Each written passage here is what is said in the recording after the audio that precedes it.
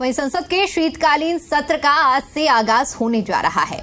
20 दिसंबर तक चलने वाले सत्र में वक्फ संशोधन बिल समेत 16 विधेयकों की सूची तैयार की गई है। इस सत्र में केंद्र सरकार कई महत्वपूर्ण विधेयकों को पारित करने की कोशिश भी करेगी।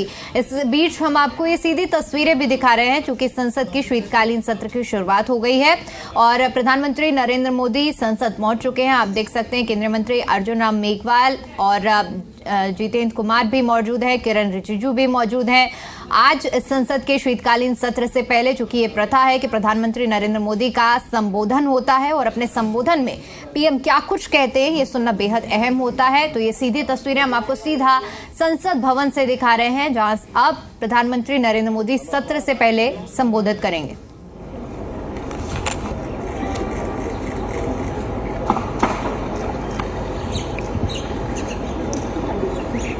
शीतकालीन सत्र है और माहौल भी शीत ही रहेगा।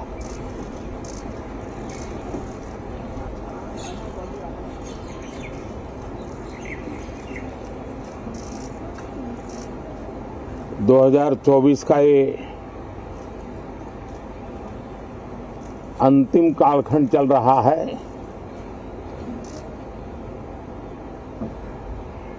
देश पूरे उमंग और उत्साह के साथ 2025 के स्वागत की तैयारी में भी लगा हुआ है। साथियों, संसद का ये सत्र अनेक प्रकार से विशेष है और सबसे बड़ी बात है हमारे संविधान के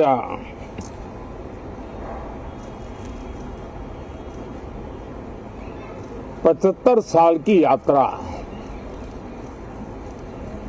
75वें साल में उसका प्रवेश, ये अपने आप में लोकतंत्र के लिए एक बहुत ही उज्जवल अवसर है। और कल संविधान सदन में सब मिलकर के इस संविधान के 75वें वर्ष की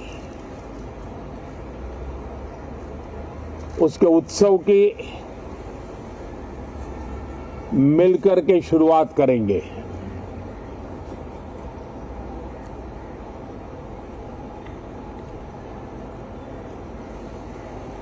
संविधान निर्माताओं ने संविधान निर्माण करते समय एक एक बिंदु पर बहुत विस्तार से बहस की है और तब जाकर के ऐसा उत्तम दस्तावेज हमें प्राप्त हुआ है। और उसकी एक महत्वपूर्ण इकाई है हमारी संसद। हमारे सांसद भी और हमारी संसद भी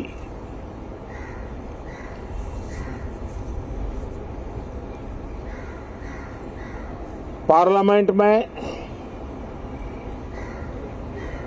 स्वस्थ चर्चा हो, ज्यादा से ज्यादा लोग चर्चा में अपना योगदान दें। दुर्भाग्य से कुछ लोगों ने अपने राजनीतिक स्वार्थ के लिए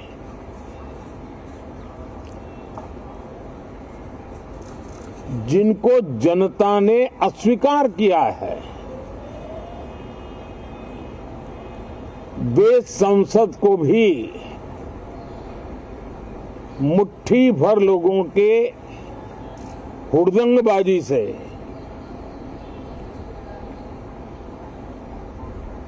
कंट्रोल करने का लगातार प्रयास कर रहे हैं।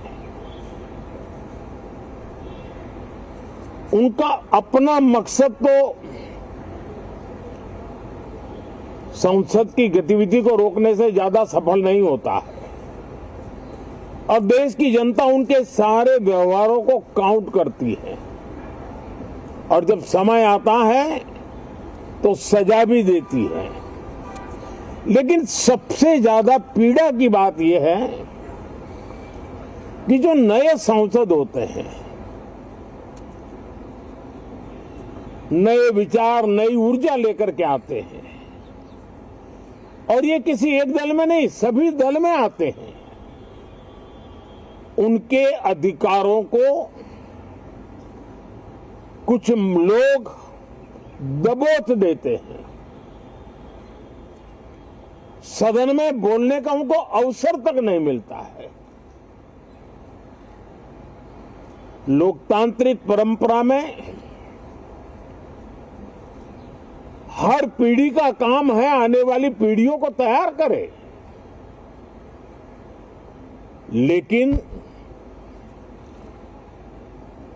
80-80, 90-90 बार जनता ने जिनको लगातार नकार दिया है, वे न संसद में चर्चा होने देते हैं, न लोकतंत्र की भावना का सम्मान करते हैं, न ही वह लोगों की आकांक्षाओं का कोई महत्व समझते हैं, उनका उसके प्रति कोई दायित्व है वो कोई समझ पाते हैं।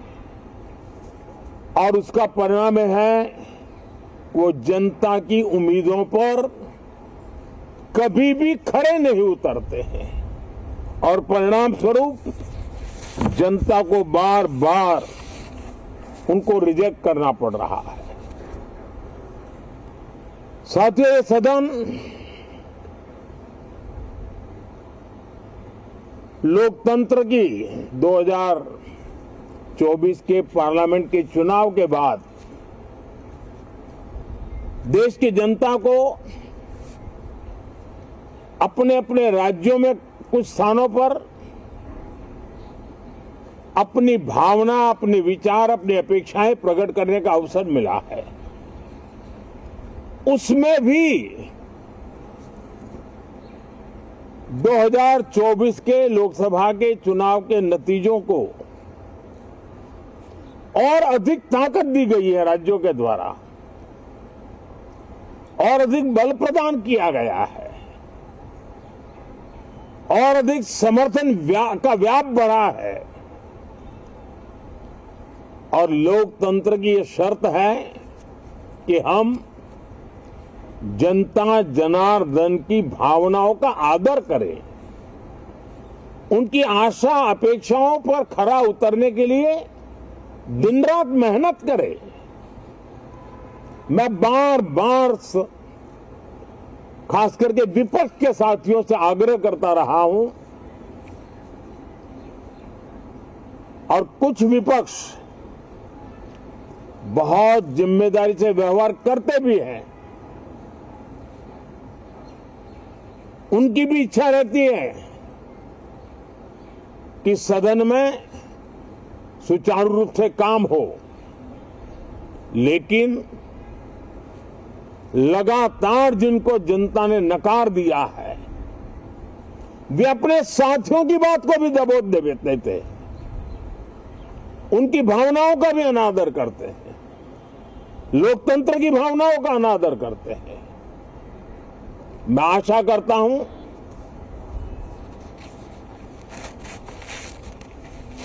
कि हमारे नए साथियों को अवसर मिले। सभी दल में नए साथी हैं, उनके पास नए विचार है, भारत को आगे ले जाने के लिए नई नई कल्पनाएं हैं और आज विश्व भारत की तरफ बहुत आशा भरी नजर से देख रहा है। तब हम संसद का समय का उपयोग वैश्विक स्तर पर भी भारत के आज जो सम्मान बढ़ा है, भारत का प्रति जो आकर्षण बढ़ा है, उसको बल प्रदान करने वाला हमारा व्यवहार रहना चाहिए। विश्व के अंदर भारत को ऐसे अवसर बहुत कम मिलते हैं जो आज मिला है, और भारत की संसद से वो संदेश भी जाना चाहिए कि भारत के मतदाता, उनका लोकतंत्र के प्रति समर्पण, उनका संविधान के प्रति समर्पण, उनका संसदीय कार्य पद्धति पर विश्वास, संसद में बैठे हुए हम सबको जनता जनार्दन की इन भावनाओं पर खरा उतरना ही पड़ेगा। और समय की मांग है, हम अब तक जितना समय गंवा चुके हैं उसका थोड़ा पश्चाताप करें और उसका परिमार्जन करने का उपाय यही है कि हम बहुत ही तंदुरुस्त तरीके से हर विषय के अनेक पहलुओं को संसद भवन में हम उजागर करें। आने वाली पीढ़ियां भी पढ़ेगी उसको, उसमें से प्रेरणा लेगी।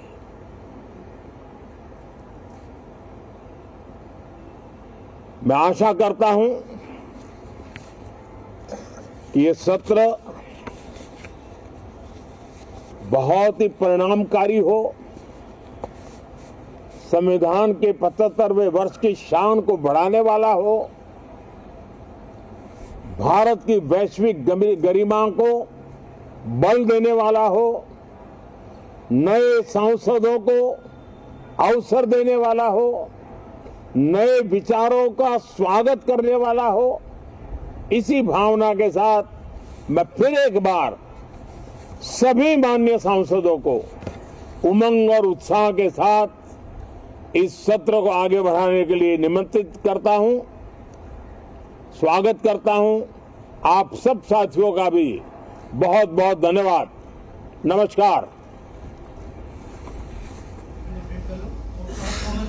प्रधानमंत्री नरेंद्र मोदी को सुन रहे थे आप, जहां पर शीतकालीन सत्र की शुरुआत से पहले पीएम मोदी ने मीडिया को संबोधित करते हुए तमाम बड़ी बातों का जिक्र किया। अपने संबोधन की शुरुआत में ही उन्होंने कहा कि शीतकालीन सत्र है तो माहौल भी शीत ही रहेगा। इसके साथ ही साथ उन्होंने इशारों में विपक्ष पर निशाना भी साधा है। उन्होंने कहा है कि हमारे संविधान की 75 साल की यात्रा अपने आप में लोकतंत्र के लिए बहुत ही उज्जवल अवसर है। संविधान सदन में सब मिलकर इस संविधान के 75वें वर्ष के लिए उत्साह मिलकर मनाएंगे और विपक्ष का व्यवहार जनता देख रही है, ये भी पीएम मोदी की ओर से कहा गया है। साथ ही साथ उन्होंने कहा है कि कुछ मुट्ठी भर लोग संसद को अपने कब्जे में लेना चाहते हैं, लेकिन जनता सब जानती है, सब देख रही है। तो प्रधानमंत्री नरेंद्र मोदी ने सीधे तौर पर इशारों में निशाना साधते हुए इन बातों का जिक्र किया है। तो आज जिस तरह से परंपरा चली आ रही है, उसी परंपरा के अनुसार प्रधानमंत्री नरेंद्र मोदी ने शीतकालीन सत्र यानी कि संसद में कार्रवाई शुरू होने से पहले आज संबोधन किया। और इस संबोधन में शुरुआत जिस तरह से उन्होंने कहा, क्योंकि शीतकालीन सत्र है, ऐसे में संसद का माहौल भी शीत ही रहेगा। और इसके अलावा विपक्ष पर भी पीएम मोदी की ओर से निशाना साधा गया है। उन्होंने कहा है कि कुछ मुट्ठी भर लोग संसद को अपनी मुट्ठी में काबू करना चाहते हैं। शीतकालीन सत्र के मायने भी शीत ही रहेंगे, ये पीएम मोदी की ओर से कहा गया है।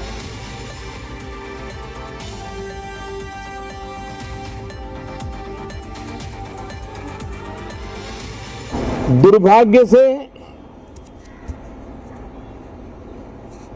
कुछ लोगों ने अपने राजनीतिक स्वार्थ के लिए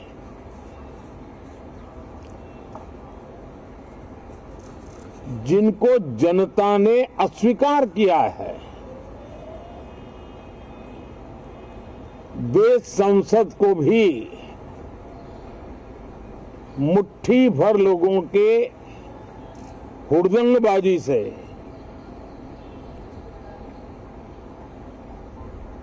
कंट्रोल करने का लगातार प्रयास कर रहे हैं।